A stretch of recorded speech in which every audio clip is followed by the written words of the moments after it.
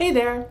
If you're a leader who wants to bring out the best in your team, to not just manage performance, but grow it, you're in the right place. I'm Dr. Patricia Thompson, a corporate psychologist and executive coach, and in this video, I'm going to walk you through some coaching techniques that don't just sound good, they actually lead to real behavior change. So whether you're a seasoned leader or you're new to managing people, these strategies will help you. Now, if you want to support your team's growth in a consistent, structured way and build trust and engagement and coach with confidence, even in 5 minutes or less, this is a place to be. So let's dive in. Okay, so let's start with the big picture. Now, when I talk about coaching and leadership, I'm not talking about the need to become everyone's cheerleader or therapist. What I am talking about is developing talent in a way that helps people and the business to grow. So the best leaders aren't just executors of strategy, they're multipliers of potential. They help people to solve problems, grow capabilities, and build confidence. And their ability to do this helps them to develop successors, export talent throughout the business, and in so doing, help the organization beyond just their own area. So ultimately, coaching is what turns performance conversations into growth conversations. And it really goes beyond telling people what they should develop, and instead it tells them how to go about that development. And by doing that as a leader, you're able to build engagement and loyalty, as well as a culture of continuous development. So if you want to retain your best people, unlock potential, and scale leadership across your team, coaching is your real power move. Now, here's something that can surprise a lot of leaders. Insight doesn't equal change. I think we've all had those aha moments, the sudden realization of what we need to do differently, whether it's being more assertive, delegating more effectively, or building more relationships in the business, for example. But how often do those moments actually lead to new habits? I mean, sometimes they do, but a lot of times they're just good ideas that never get implemented. The truth is, behavior changes through practice, repetition, and feedback, not just awareness. So let's talk about how to structure coaching conversations that will help you to move beyond insight into action. So the best coaches don't wing it. Instead, they use structured, evidence-based models to guide conversations. So I'm going to walk you through 3 that might be useful for you, and we'll also talk about how you can use them as a leader. So the first one is the GROW model, and this stands for goal, reality, options, and will. And it's best for decision making, problem solving, and moving people who are stuck to help them to move forward. So here's how it works. So first is the goal, which is essentially what do you want to accomplish? So this clarifies the outcome they're aiming for. So for example, I want to lead meetings with more confidence. Next is their reality. So in other words, what's happening now? This one really surfaces current obstacles or patterns. So in our example, I tend to hold back because I second guess myself. Then you focus on options. What could you do? And this really encourages creative thinking and ownership. So for example, I could prepare 3 key points ahead of time or ask for feedback afterwards. And then last is will. What will you commit to? So this is the important step that actually turns insight into action. So for example, I'll speak up with one idea in the next week's meeting, and then I'll reflect on how it felt. And so this model is really great for coaching in the moment because it's very short and structured and actionable. The next model is the CLEAR model, which stands for contracting, listening, exploring, action, and review.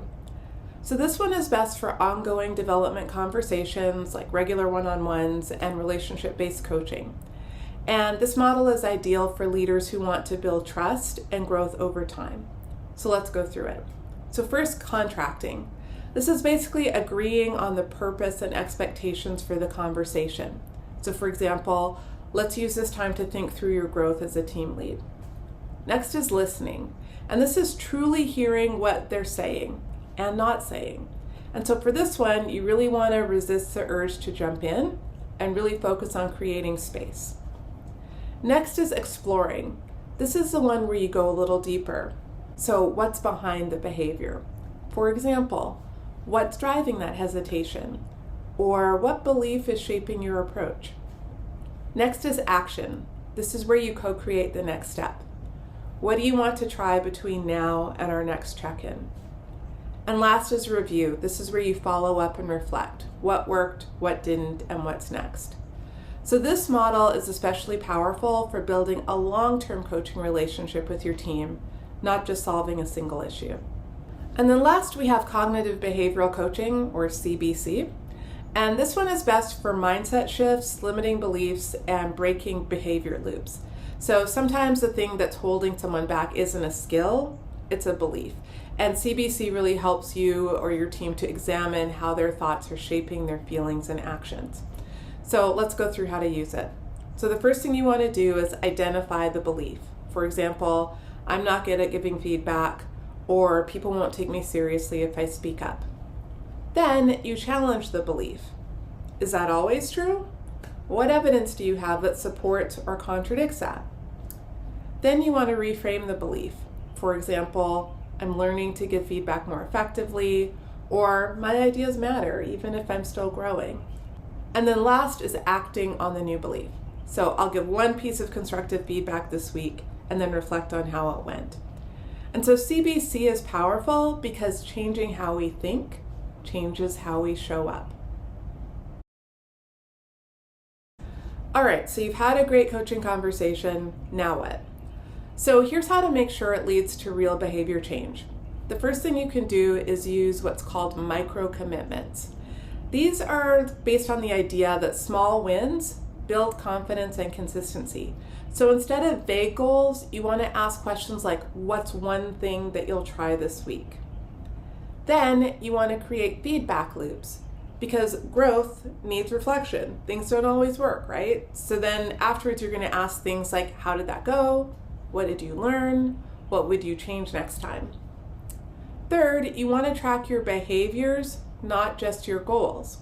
So you want to help the person you're coaching to define visible actions tied to their development. For example, someone wants to be more strategic, they could block 1 hour a week for big picture planning. Or if they want to build trust, they could give weekly feedback to team members. If they want to speak up more, they could share one idea in every team meeting. The other thing you can do is coach in 5 minutes or less, so you don't have to wait for the perfect conditions. Quick coaching can really equal real impact. So you can ask things like, what's your next step? What's the risk of doing nothing? What's something small you can try right now?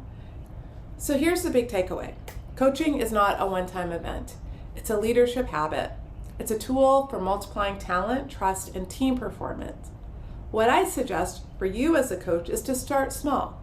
So pick one model and try one micro commitment. For example, maybe ask one great question in your next one-on-one.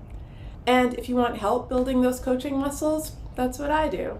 I'm an executive coach and I work with leaders and teams to build strong, intentional leadership practices. So if you're ready to grow your own skills or develop your team's leadership capacity, let's talk. You can reach out to me and we can book a consultation, or you can take one of my leadership courses, which are in the links below. And if this was helpful, go ahead and hit like, subscribe, and drop a comment below. Maybe you could put what's one coaching habit that you're going to try this week. So anyway, thanks for watching. Again, I'm Dr. Patricia Thompson, and really keep leading with purpose. Here's to your success.